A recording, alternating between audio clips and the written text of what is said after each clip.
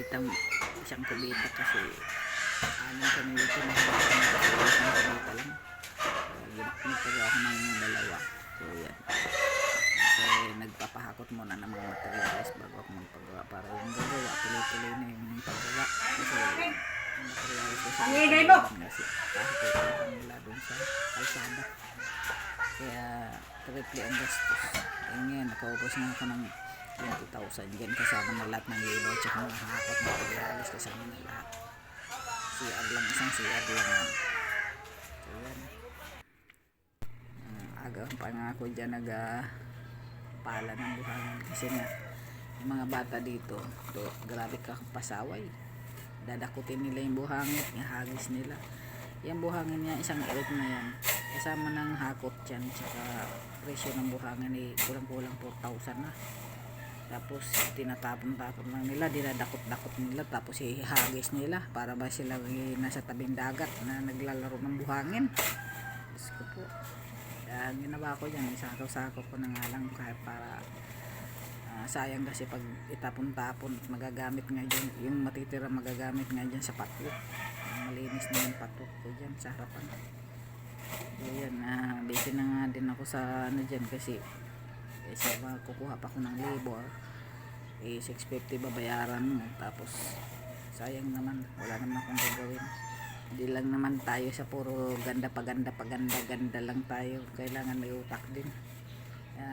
Sana makatagpo din ako ng asawa may utak din para mabilis ang pag-asenso, marunong pagtipid at saka marunong dumiskarte sa buhay. Sabay hugot so yan nga, pinagtatawanan nga nila ako dyan at sayang lang yung ganda ko. Sabi ko yung ganda ginagamitan ng utak yan, hindi po ganda lang, ganda na walang utak, walang kwenta. So ako nga walang asawa at ay solo sa buhay, ayan ang kinikita ko, tipid-tipid para ma-maintenance yung bahay. Magastos din mag-maintenance ng bahay kasi pag hindi mo napagawa kung may kunting sira lalong lumalala. Kaya kung may nakikita ka na problema, ayusin na kaagad para wala na magiging problema, hindi tumagal din. So yung bahay ko nga may 24 years na to, pero yung iba dito huli na kasi nagawa dito iba, yung mga tiles mga ganyan, pero lumipat kasi kami dito 2000 to, kaya medyo matagal na rin to, kubo lang yung bahay ko.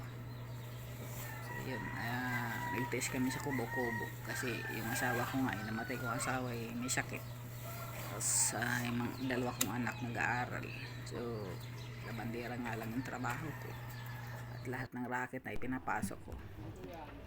Yun, laba, linis, o kaya may magpaluto, gupit din ako nito, gawa ng basahan, yung mga trabaho ko yan. So lahat na pinasok ko ng trabaho, maliban lang sa magbenta ng laman tsaka magnakaw, yun hindi ko na pinasok yun. Siyempre dadaan tayo sa legal na trabaho, kahit na labandera ka lang, paproud natin yung trabaho natin labandera, hindi natin ninanakaw yun, pinaghihirapan natin yun.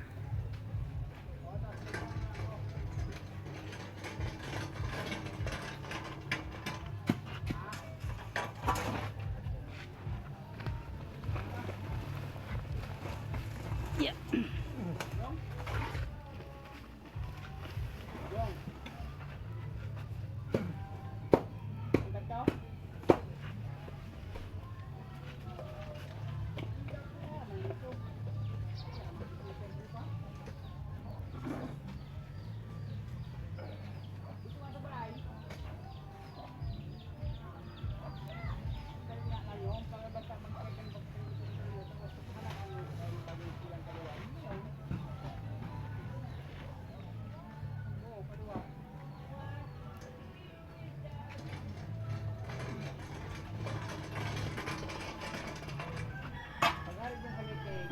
Sarap sana kung may asawa kong masipag, no?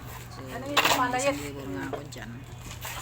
At para ang dami kasing bali 2 araw din ang labor ko yan. Tapos yung listo ako na nag-labor kasi hindi ko na kaya magkasabing 650.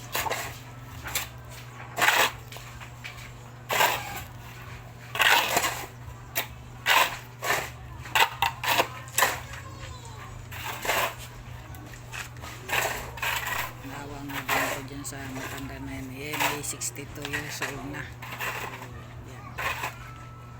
Alam ko na rin sa kanya yun. Ginawa ko sa kanya, ginawa ko siyang liga.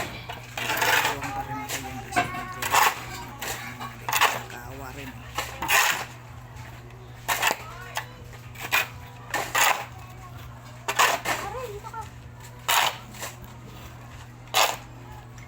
Ayun ako si King Boy.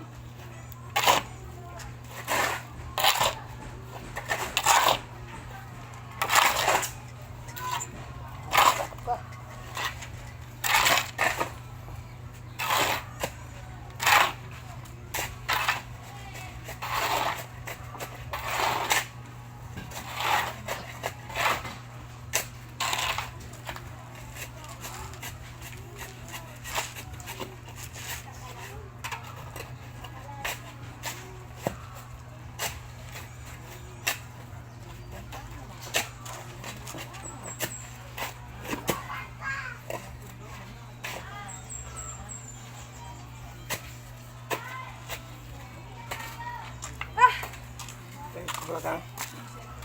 So, pinagkuhan mo pa yung camera ko dyan. Gawa ka ng balon dyan? Gawa ng balon eh. Ang kalat ng aking house. Yung aming master baker. Ang hollow block. Ayan ah.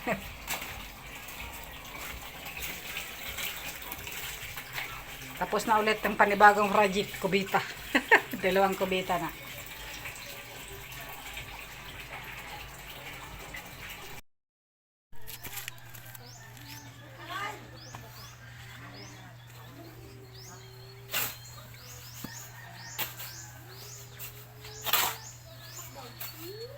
So yan, ako na nga lang yung labor dyan.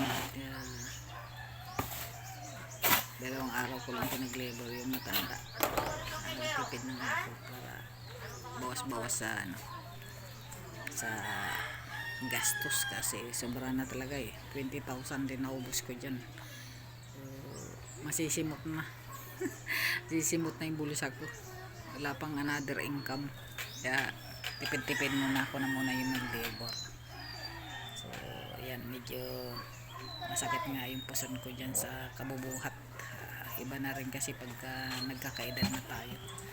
So, 52 years old na nga ako. Tapos so dapat hindi na rin masyadong magano kasi numurupok na yung buto natin. Pero ayan, kinakaya ko pa. Kasi kailangan matapos yung magic. Pag hindi kasi kumilos, iasa sa mga tao. Siyempre, may oras din ang gawin. Ano, Tom? Para kumita Tom? sila. Gusto mo away, Tom? Nagpapasahod tayo, kawawa kasi. Ha? Ano naman tayo? Away Nakabudget lang pera natin kung hanggang saan. So, yun. So, ako na nga lang yung mag-labor para mabawasan yung ibang gastos. At naman lang sa pangmerienda ng tao. Makabigay tayo ng pagkain. Hindi rin ako nagtitipid sa kanila sa labor. Kasi buhatin mo, Tom. hirap ng trabaho. Kahit sa pagkain na lang makabawi sila ng kain, busog sila. So ayan, natapos na nga yung project natin dyan na patwalk. Yan. So yan, tiles na lang din sa sahig ang kulang. At saka pentora.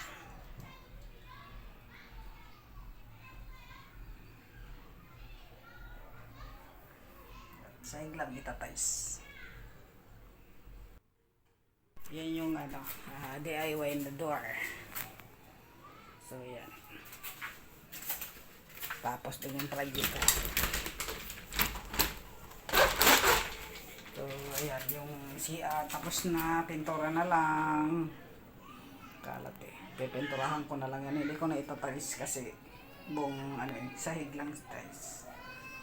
Yan. So, yan. Salamat din sa naggawa.